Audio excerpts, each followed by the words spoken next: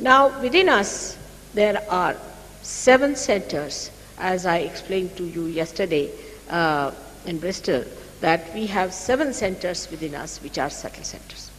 Now, these centers exist within us, but you can ask me, Mother, why should we believe? I should not. You should not believe me, but take it scientifically as a hypothesis.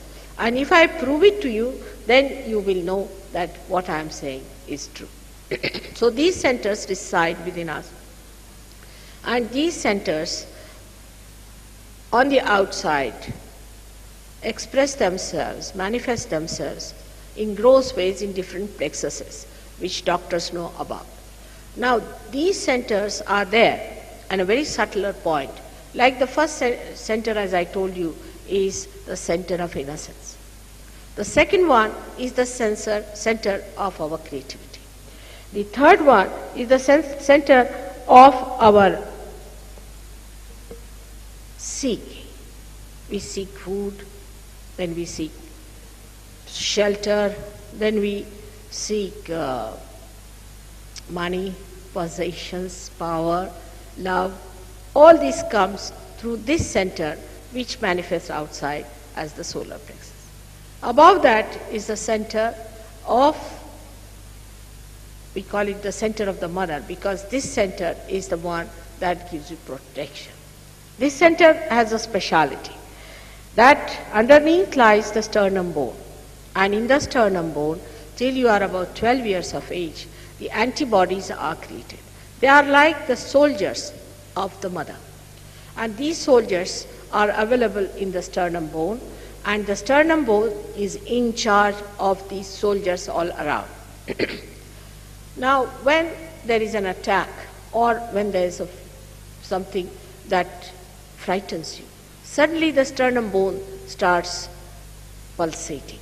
When it starts pulsating or moving, then as a result of that happening, the antibodies get information, like you get information through the ether. You don't see the ether, but you can get information in the same way. They are like radios, and they receive the information and they start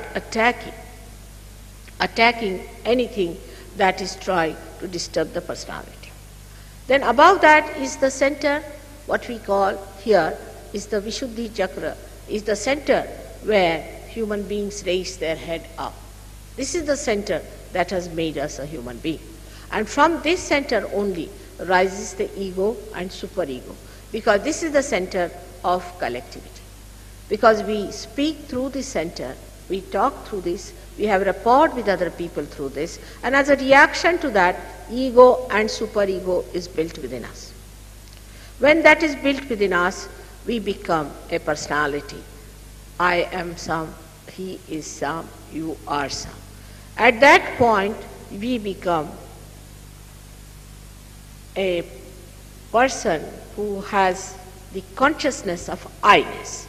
Like, then I say, I like this, I want this. I will say, I am an Indian. You will say, I am an Englishman. All these misidentifications start because you become an individual who tries to identify with many things. That's how we become separated from that power. This is the freedom we get, where we have to ourselves learn from our errors and trials what is right and what is wrong. Then above that lies the center here is of Christ. This is the window of Christ, I should say. But this center is very important because this center controls these two institutions of ego and superego. That's why it is said that Christ died for our sins.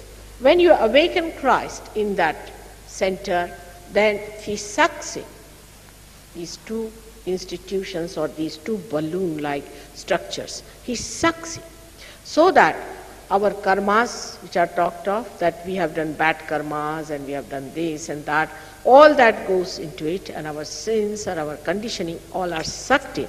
And we enter into the kingdom of God, which is the limbic area in the medical terminology.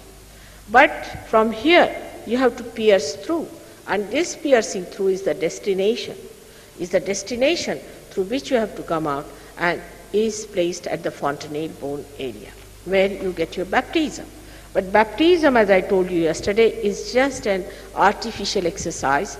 Actual baptism is when this Holy Ghost rises and you start really feeling the cool breeze on top of your head. This is a miracle. It is. Not to believe in miracle is not correct.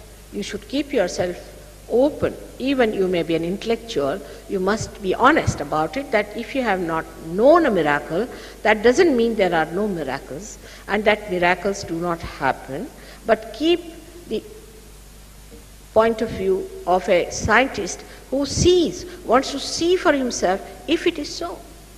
Now this miracle happens when the Kundalini rises, pierces through all these centers and pierces through here.